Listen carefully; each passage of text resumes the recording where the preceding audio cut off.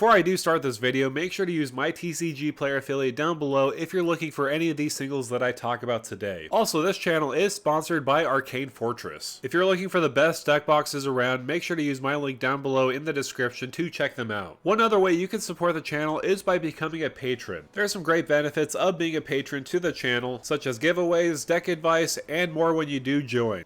Hey, what's going on YouTube? This is Devin coming back at you with another video today on PubStomp MTG, and today I'm going to be introducing my Klauth Unrivaled Ancient deck. This is a deck that some people requested on my channel. I did make a gameplay video with the specific deck, and I'll let you know this is actually kind of like a reskin of Xenagos God of Revels. Sometimes I like to change up the commander a little bit here and there. I did change it up specifically more towards dragons and focusing on Klauth and really trying to get that explosiveness because, of course, Klauth, when it does swing in, we can make a ton of mana. Of course, with the more creatures with power that we do swing in with, the more mana we can make. At low, with Klauth just by itself, we'll make 4 mana when it does attack. But again, we do have some pump effects in this deck that could really take advantage of the power and also making more mana. So in this deck tech, I'm going to give you basically a brief overview of some of the cards that I find very useful in this deck.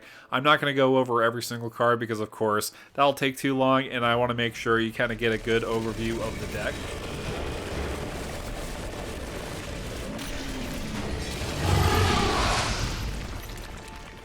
Artifact package, I did have on the gameplay a Mana Crypt. I didn't have in this list specifically because I kind of threw that in there because it was going to be a faster game, and so I wanted to make sure I could get my dragons out faster than they did their thing. But you're more than welcome to add a Mana Crypt and proxy it if you want to. I just kind of had it in there. Jewel Lotus just to get Klauth out faster. There's a lot of ramp packages that I do like that are low CMC, like Farseek, Nature's Lore, Rampant Growth, and 3 Visits. There are some additional ramp packages like Migration Path and also Sky Shroud Claim. These are just for CMC options to get 2 lands on the battlefield. Technically, Archdruid Charm is just a Swiss Army knife and a spell where you could ramp. You could also search your library for a card, whether it's a creature or a land, and you can put it into your hand, or if it's a land, you can put it onto the battlefield. It acts as removal.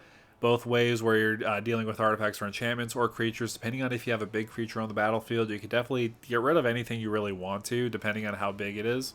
Beast Within is another great removal option. A Braid, I usually put in a lot of red decks because it either lightning bolts something on the battlefield, or you could just get rid of a pesky artifact. Nature's Claim is another great one. I do also like some protection for my creatures. Heroic Intervention, Tyvar Stand are all great options. I mainly like these ones, specifically Tyvar Stand, because of course if we want to protect Klauth, say for example we're swinging in, trigger goes on the stack, someone decides to remove it so that we get 0 technically, because if you remove Klauth before the trigger resolves, it will be 0. So what you can do is in response use Tyvar Stand. Let's just say you put X equals to 5, you'll make Klauth a 9/9 where you're swinging in. Make that investment more worthwhile for you to swing in for 9 mana. But really what this deck is geared towards is extra combats. You'll notice there's a lot of extra combat cards. For example, Last Night Together, one of my personal favorite ones that have come out in the recent years. This one will untap 2 creatures we control and then put 2 1/1 counters on them. They gain Vigilance, Indestructible, and Haste until end of turn. That's perfect. We want to boost up the power of either Klauth or other cards that we do have. Of course, if we put it on an old Gnawbone, that's really going to be sweet. Mainly because we can't swing in, we could have them hold back for blocking, and this is just a perfect card. I love this for extra combat decks. I also do have Seize the Day, just a way we could reuse an extra combat, whether we're using it on Klauth. You can only untap 1 creature, that's not a big downside, but there's a lot of ways where we could just go into extra combats. Instant speed wise, like Savage Beating. There is also the Great Train Heist. Of course, there's also Aggravated Assault. Also, a quick note about Aggravated Assault with Klauth, because it says spend this mana only to cast spells, you won't be able to use it to activate abilities with Aggravated Assault.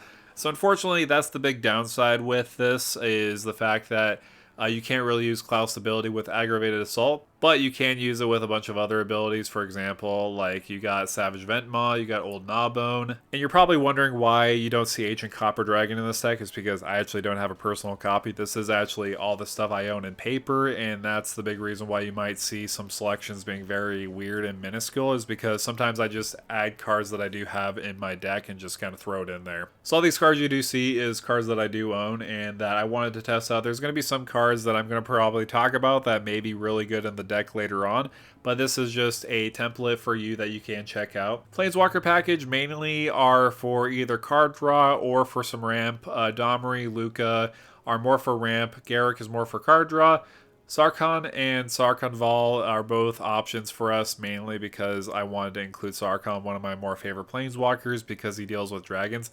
I also love that anime art too, so I had to add it in the deck. So I talked about the ramp packages, I talked about some of the planeswalkers. I wanted to focus now on the dragons, because of course, that is really what I made this deck around, is dragons. I wanted to have a dragon deck of some sort, but I didn't want to make it Ur-Dragon. I don't want to make it 5-color. I feel like the less colors you do have, the more fun you can make in the deck building process. And originally I was going to make this Miriam Sentinel Worm deck, but I feel like that was going to be way too powerful. I feel like Klauth, it has a high CMC, and it's only a 4/4, so I feel like it's a little bit more fair. I mean, don't get me wrong, it's very explosive, but I feel like in a way Miriam is just really busted, just making more and more clones of dragons. Plus, I do like roll color combination. It's one of my favorite color combinations in the game, so I did have to give it that too. But let's now talk about the dragons and talk about individually which ones I like the most in the deck.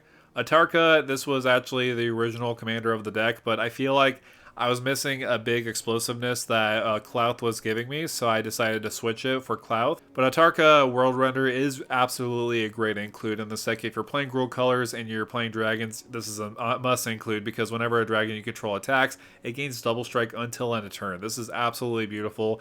This is actually originally what got me into Magic in the first place. I was looking through Walmart and I was more into Elder Scrolls Skyrim, and I was focusing more on video games, but then I saw this art. The original art, let me pull it up. It was the resale promos, that's right. So it was this promo right here is what got me into Magic the Gathering. I love art styles and different interpretations, and I saw this. It looked like not a dragon I've ever seen before, and I feel like, man, I gotta try this out. And so I did, and it was a wonderful experience. And as you can see, I'm making content for Magic the Gathering. So Balefire Dragon is a great board wipe. Of course, if we do go into those extra combats, there's ways where we could just really accelerate our gameplay, making sure each opponent is board wiped full with their creatures. Bird of Paradise is just a mana dork. Same with Goreclaw in a way where it reduces our dragons so that we could cast them for cheaper. And later on, we can swing with our dragons, and they will get +1/+1, which is pretty good with Klauth, the good synergy with that. Hellkite Charger is a way we could get extra combats if we're focusing on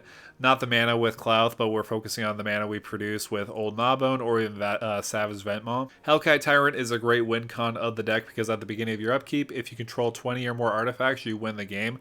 I know we're pretty low on artifacts, but if we do swing in with the Hellkite Tyrant and somebody's playing an artifact deck, we can gain control of all artifacts that player controls, and that does include lands. There was actually one case where somebody was playing an Urza deck, and all they had was artifacts, whether it was artifact lands, artifact ramp, and artifact creatures. I took control of all of them, and then I went to my next upkeep and won the game. It was actually quite ridiculous. So I did want to focus on Inferno of the Star Mounts. This is absolutely beautiful, mainly because it can't be countered, but most importantly, it does have that pay red ability to give it +1/+0 until end of turn. So in the recent gameplay with Klauth Unrivaled Ancient, Spencer, one of the players that were playing that game, made a copy of Inferno of the Star Mounts, and everybody kind of forgot about it, and then he just activated it almost to basically kill somebody in a spite play. It was a very funny situation, so if you haven't checked that out, make sure to check it out. Do you have any response, Spencer, to the unblockable Blight Steel coming at you? The question is, do I do a spike play? Up to you. Up to you. Do you have anything to stop combat or anything? You were at like 38 right now. Oh right? yeah, you can't even cast anything. There's nothing you could possibly do. That's not true. You could channel something, I think, right? In response, I'll crack 14 treasures, give Inferno of the Star Mountains +1 14 times, so its power is 20, and then do 20 to your face. Ouch. I'm dead for sure now. Nullspine Dragon is also an incredible card draw engine. Because of Klauth, we could basically just cast Nullspine Dragon for pretty cheap, and if we do have a low card count in our hand, we could just draw cards equal to the amount of damage that we dealt to our opponents this turn. Obsidian Charmaw is one that I'm debating on taking out. I just like this just to destroy a non-basic land. But if I had to replace this with any card, it would be either Leyline Tyrant or Ancient Copper Dragon. I just don't have one of those cards in my collection, and I'd totally replace it with this. Old Gnawbone, there's not much to say about this card. It's absolutely fantastic, either with Aggravated Assault or making a lot of treasure just to cast a lot of big spells. Of course, we could use it for a Tooth and Nail infinite combo. Well, kind of. We have to have a little bit of setup with Hellkite Charger and Old Gnawbone. Scourge of the Throne will give us those extra combats too. Scourge of Valkis is also a great card because if we do have a lot of dragons entering the battlefield, we could deal more damage to our opponents. So Vala, Heart of the Wilds is just a great mana dork. Terror of the Peaks, one of my favorite cards ever, is just a Warstorm Surge. Of course, we have a bunch of big giant dragons on the battlefield. We could definitely take advantage of the ETB and blast a lot of different people in the face. That's actually how I won a previous game. If you, again, I'm not trying to cover my gameplay too much, but if you do want to go check out that game, I'll post the link above here. Uvara Hellkite, this just exponentially grows more and more the more dragons we do have on the battlefield that we do attack with, the more dragons we are going to make. So this is absolutely crazy and a great win con. And Wrathful Red Dragon, this is actually a pseudo combo because whenever a dragon you control is dealt damage, it deals that much damage to any target that isn't a dragon. So what you can do if you have like 5 dragons on the battlefield with Wrathful Red Dragon and you do have a Blasphemous Act, you're going to throw around a ton of damage. So you're going to be roughly throwing around like, what, 65 damage? My math is absolutely horrible. So maybe it's 65, maybe it's not. But again, Wrathful Red Dragon with Blasphemous Act or even Chandra's Ignition is going to be a good win con for the deck too. And so yeah, that's mainly the deck. Again, I wanted to give you a brief overview. This list will probably change over time with more and more dragons getting reprinted. But I'll tell you what, this is an absolute fun deck. If you haven't tried out Klauth, I was actually kind of skeptical on it because of the mana cost and the fact that you can only spend mana to only cast spells and not on activated abilities. Kind of threw me off for a little bit, but man, the amount of stuff that you can cast off of one attack trigger is absolutely ridiculous, so I would definitely check it out. But let me know down below in the comments, what are your thoughts and opinions about this deck? Make sure to like, share, and subscribe to the channel. And with that out of the way, thank you for stomping by.